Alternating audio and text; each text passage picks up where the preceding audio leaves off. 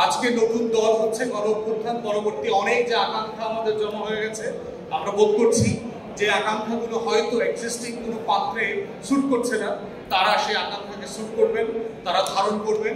But আমাদের মুদ্রা কথা, আমাদের যে মিলের জায়গাটা, সেইটা আমরা সবাই ফ্যাসিবাদ বিরোধী আন্দোলনের জায়গা থেকে যারা লড়াই করেছি, আমাদের স্বাধীনতার প্রশ্ন, সার্বভৌমত্বের প্রশ্ন, জাতীয় স্বার্থের প্রশ্ন, আত্মমর্যাদার প্রশ্ন, বিদেশ নীতি এবং প্রতিরক্ষা নীতির প্রশ্ন, এই যে কমন জাতীয় স্বার্থের জায়গা আছে, যেই প্ল্যাটফর্ম থেকে আমরা কাজ করি না কেন, কথা বলি না কেন, সেই জায়গাতে আমাদের কমন ঐক্যের জায়গা থাকতে হবে।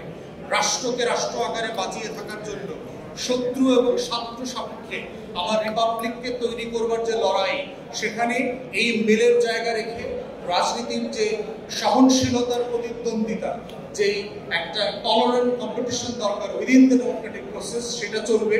সেই আহ্বান রাখছি, আমি আকাঙ্ক্ষা ব্যক্ত করছি। আমরা একসাথে লড়াই করব সবাই মিলে নতুন বাংলাদেশ গড়বার জন্য। নতুন নেতৃবৃন্দ এবং নতুন দলকে আবারও শুভকামনা জানাচ্ছি।